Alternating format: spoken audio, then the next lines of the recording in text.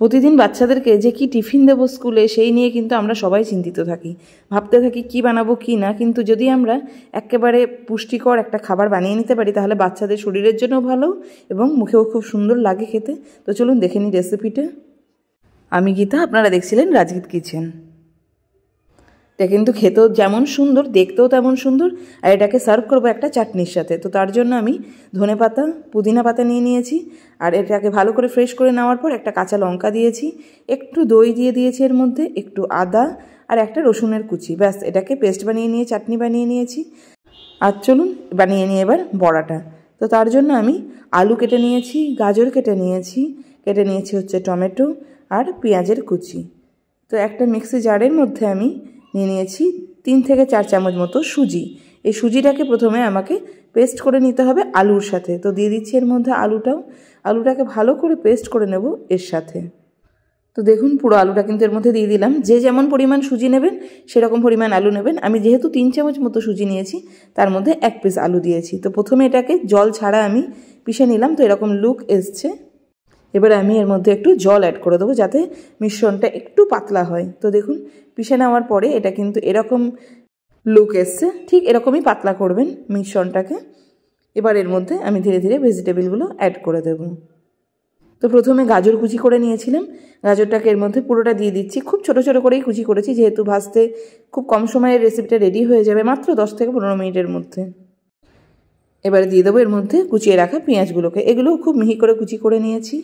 আর দিয়ে দিচ্ছি কাঁচা লঙ্কা, স্বাদ মতো কাঁচা লঙ্কা দেবেন, যার যেরকম ঝাল পছন্দ। আর দিয়ে দিচ্ছি টমেটো। বাড়িতে যত রকমের ভেজিটেবল আছে আপনি দিতে পারেন এর মধ্যে। ভীষণই পুষ্টিকর খাবার এবং মুখরোচক খাবার। তো দেখুন এর মধ্যে স্বাদ মতো আমি দিয়ে দিলাম নুনটাকে দিয়ে দেওয়ার পরে এর মধ্যে আমি 1/2 চামচ মতো খাবার সোডা অ্যাড করে দিলাম। এবার এটাকে খুব সুন্দর করে আলতো হাতে কিন্তু চালিয়ে নিতে হবে। সুজি কিছুক্ষণ ফুলে গেলেই কিন্তু একটু বেড়ে যাবে। এবং দেখুন সমস্ত সবজি এবং নুন, খাবার সোডা সমস্ত কিছু খুব সুন্দরভাবে মাখিয়ে নেওয়ার পর এর লুকটা কিন্তু এরকম এসছে। এবার আমি একটা পাত্রের মধ্যে তেল গরম করতে দিয়ে দেবো। তো দেখুন তেলটাকে গরম করতে দিয়ে দিয়েছি। তেলটাকে কিন্তু চারিদিকে ভালোভাবে মাখিয়ে নিতে হবে যাতে বড়াটা কিন্তু একটুও পাত্রের গায়ে লেগে না থাকে এবং খুব সুন্দরভাবে উঠে যায়। তো ভালোভাবে আমি কিন্তু এটাকে পুরো চালিয়ে নিচ্ছি যাতে পুরো পাত্রটার মধ্যে তেলটা কভার হয়ে যায়।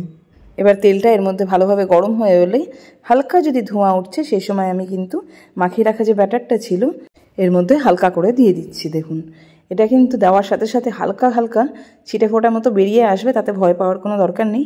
যেহেতু এটা ঠান্ডা এবং তেলটা গরম সেই জন্য কিন্তু এই ঘটনাটা ঘটছে। কিন্তু এটাতে কোনো রকমভাবে কোনো অসুবিধা হবে না। একটু দূর থেকে করবেন এবং দেওয়ার পরে ঠিক 5 মিনিট মতো এর মধ্যে ছেড়ে দেবেন একেবারে হালকা আঁচে। তো দেখুন আমি 5 মিনিট মতো ছেড়ে দিয়েছিলাম এবং হালকা আঁচে এটাকে আমি কিন্তু রেখে দিয়েছিলাম। এবার হালকা হালকা করে ঘুরিয়ে নিচ্ছি এবং ঘুরিয়ে নেওয়ার পর দেখুন লুকটা ঠিক এরকম এসছে। এবার আমি আরও 5 মিনিট ভাজার পর উল্টো সাইডটাও কিন্তু ঘুরিয়ে দিলাম। এভাবে আবার আমি কিন্তু ব্যাটার দিয়ে দিলাম এই পাত্রের মধ্যে। এবার আমি সেম প্রসেসে কিন্তু ভেজে এগুলোকে উল্টে নেব। তো দেখুন দেখতে কিন্তু এটা দারুণ হয়েছে। বাচ্চারা কিন্তু যে কোনো জিনিস দেখেই খেতে ভালোবাসে। আর তাদের যদি একটা মুখরোচক এবং একদম মানে এটা হেলদি ফুড, এটা খেলে কিন্তু কোনো রকম শরীরে কোনো অসুবিধা নেই, যেহেতু সমস্ত রকম ভেজিটেবল দেওয়া আছে। এটা কিন্তু দেখুন উল্টে পাল্টে আমি দেখিয়ে দিলাম সমস্ত পিঠগুলো কেমন হয়েছে। এবার পুরো ব্যাটারটা যেটা ছিল সেটা দিয়ে আমি যেহেতু এর মধ্যে 3 কাপ মতো সুজি নিয়েছিলাম, এতে আমার 5-6 পিস মতো বড়া তৈরি হয়ে গেছে।